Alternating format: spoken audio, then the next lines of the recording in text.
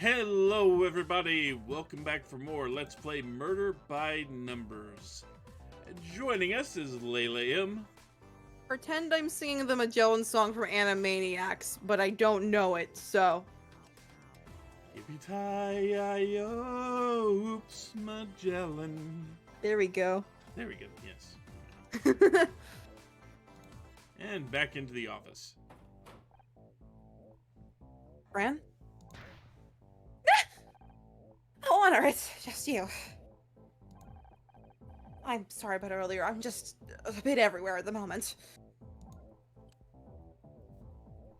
So, before we continue, I believe...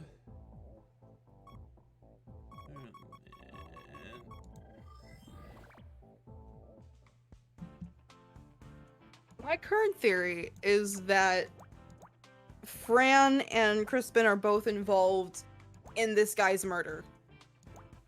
And, like, Crispin is more directly, like, malicious than Fran, who's probably being forced to do it for some reason.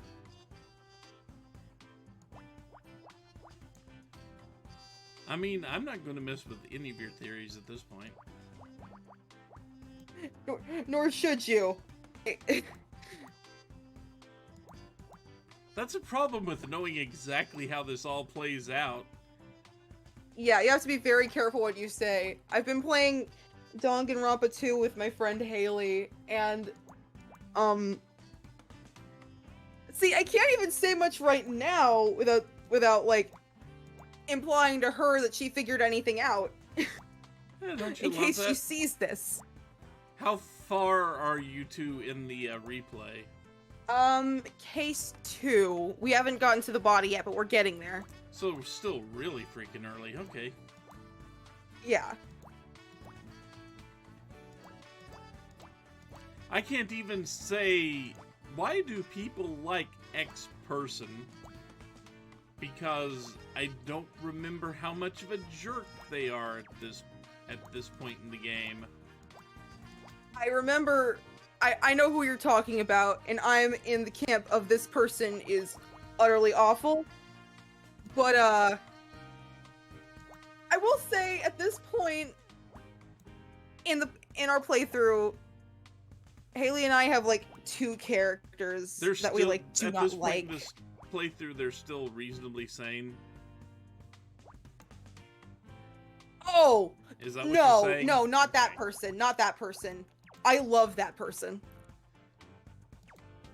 I will never understand that.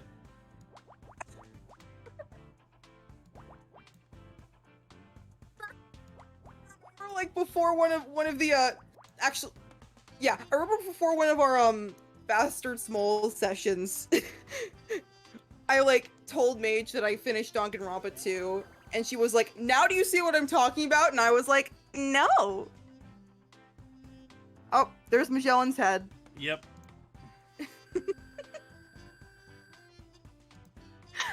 I really hope this comes out after Haley and I finish Case 2, because I feel like I gave away something.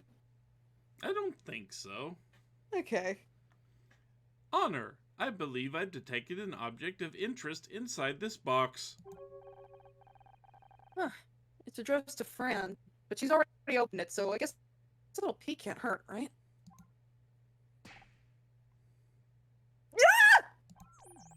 Yes, it is the shape of a human head. It's in the box! Have you ever seen this? I haven't, but I've heard people make references to it. And I made the joke around my mom once, and she's like, "How do you know that?" And I saw it in a YouTube video, and she's like, "Okay. Okay." True story. And then I watched Rachel Bloom on like some sort of late night show, and then I was like, "Oh, that's why she didn't want me to know." Why did you say something before you opened it?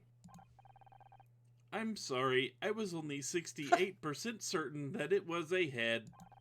Why only 68? Thank God it's not real. Looks like it's made of fiberglass or something.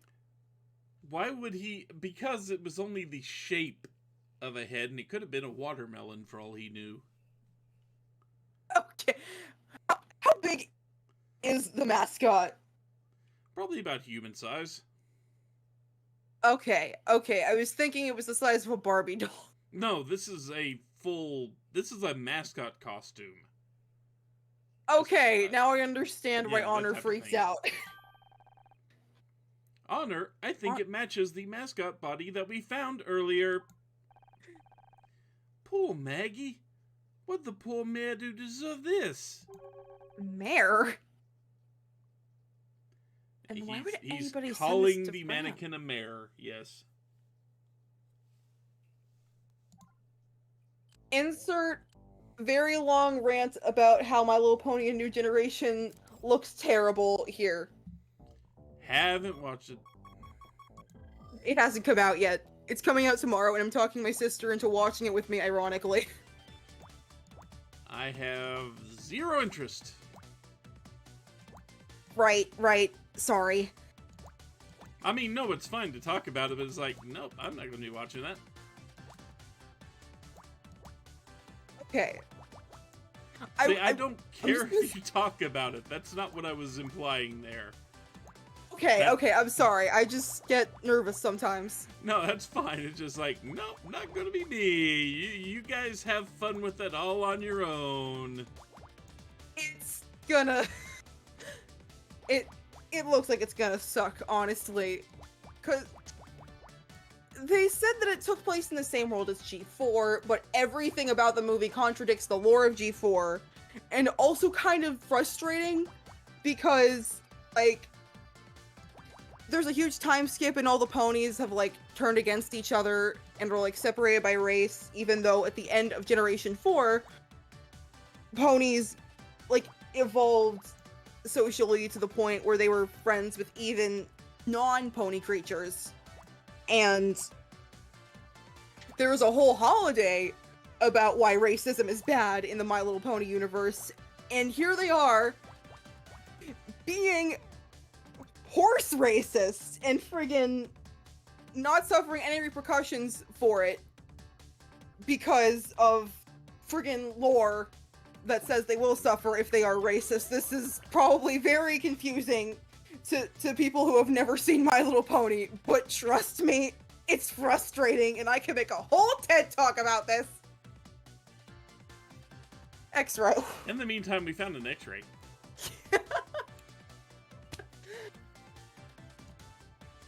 See, I remember the My Little Pony fandom from the last batch of cartoons that came out. I want nothing to do with any of that. I'm not the type of person who, like, judges fandoms in general, but I will say I did leave because of some community drama. Honor, this envelope contains something interesting. It's plastic foil coated in silver bromide. It's an X-ray. Looks like an arm. I wonder what this is doing here. I wonder, did the body have a cast on it? No. Okay. When we arrived, Fran told KC she had broken her arm last week. Perhaps this is hers. Interesting. This X-ray is dated today.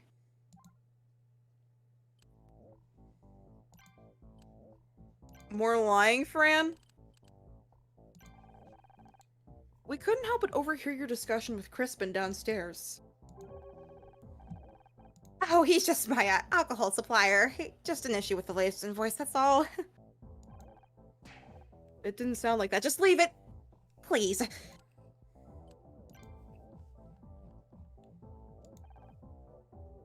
Is this X-ray yours? Yes, didn't I tell you earlier? I fell and broke my arm last week. You know, for someone with a broken arm, there are no casts here. My medical database identifies it as a comminuted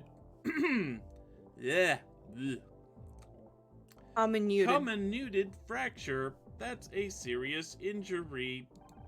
She hasn't been moving her other arm much. Yeah. And it hurts like hell. It's a danger of high heels, though, I guess. There's one thing I don't understand. If you broke your arm last week, how come the x-rays dated today? Oh, that! I just dropped by the hospital this morning to get a checkup, that's all. But like I said, if you'd had a broken arm for a week, there would be a sling and or a cast involved. You're right. She took it off because her arm is broken right now. Fran, And she doesn't want anyone to know. Fran, I found this package. And? It has a head in it. Luckily, it isn't a real head, but still. My son! That... Oh, That's the head of Maggie, our mascot. It fell off, so I figured I might as well send it away to get it repainted. What's the big deal? Fran, I found this downstairs. It's another flag. Yes, you can keep it. It's the body of Maggie, your mascot. And we've already spoken about this. The neck area has an irregularity. I cannot speak today for some goddamn reason. Irregularity based on your testimony. According to you, the head fell off. However, the texture and angle of the plane of breakage would indicate it was cut off with a rough blade, most likely a hacksaw. Other words, you or somebody else deliberately cut the head off this mascot.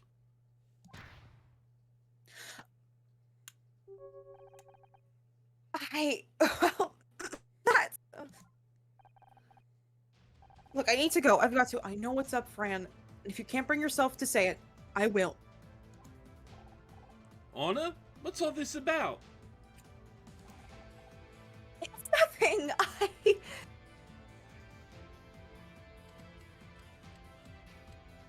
Crispin has been harassing you? Crispin is your sugar daddy. I'm not saying that. That's so disrespectful. Crispin's been harassing you. How did you... It wasn't hard to figure that one out. You know you've got a loan from somewhere other than a bank. Also, we overheard you and Crispin earlier. He warned you about what'll happen if you're late. That's why we found the club's mascot's head in a box, isn't it? Crispin mailed it to you as a threat. Oh my god!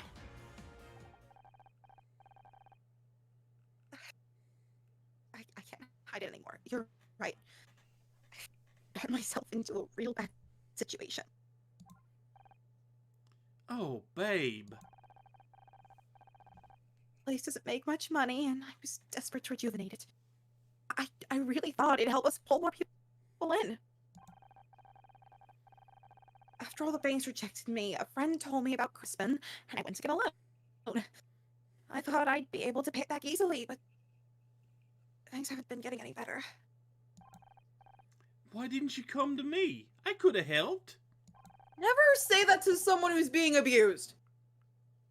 I get this is the 90s, but still. It's also KC, and this is like his mother. True. I managed the first few payments, but I've been late on the last couple. That's when the threats started.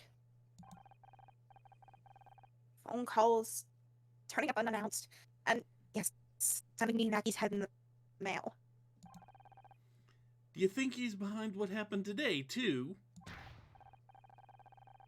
That must be it! He crashed the float into the club to show what happens to people who don't pay! Why didn't you tell us this earlier?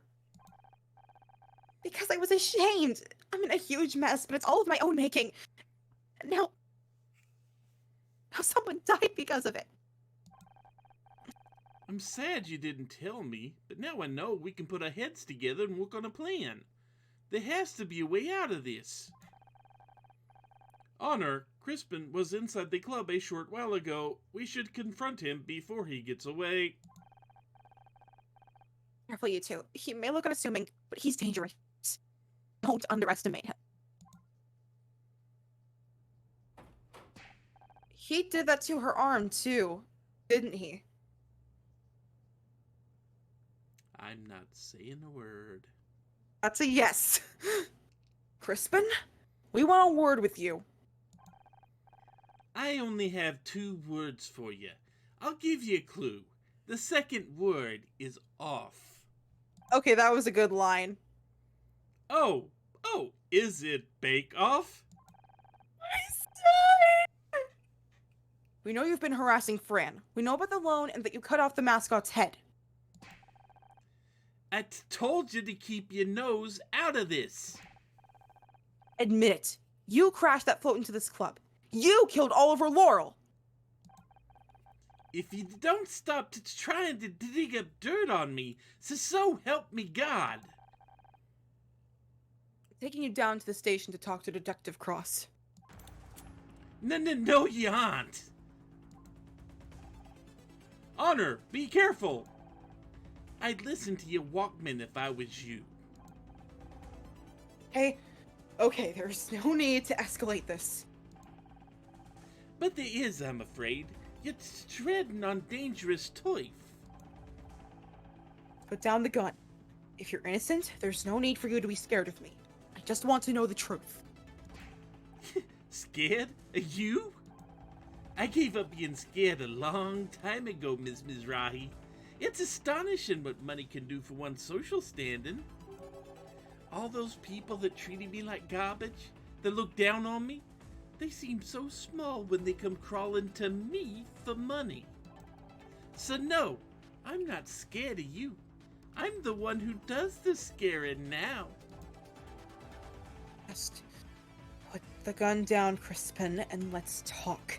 This isn't helping you look innocent. Perhaps not. And yet, I am innocent.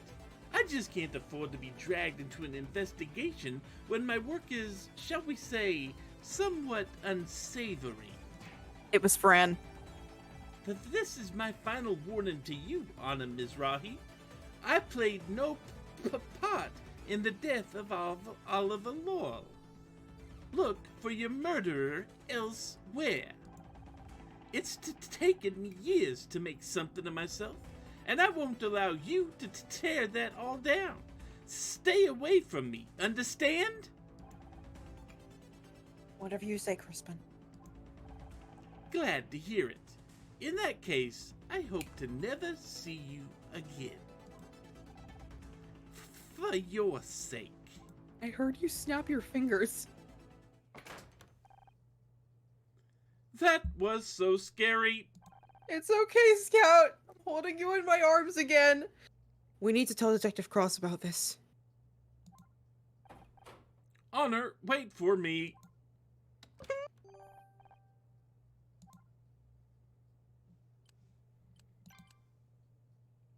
Okay. That marks a good stopping spot. Nice. It was Fran. Nice tense scene there between Crispin and Honor. Yeah, I gotta give her credit for being that, like, straightforward with a man pointing a gun at her. Yeah. But in any event, we will visit the precinct next time so we can talk to Detective Cross there. But until then, take care, everyone. It was so Fran.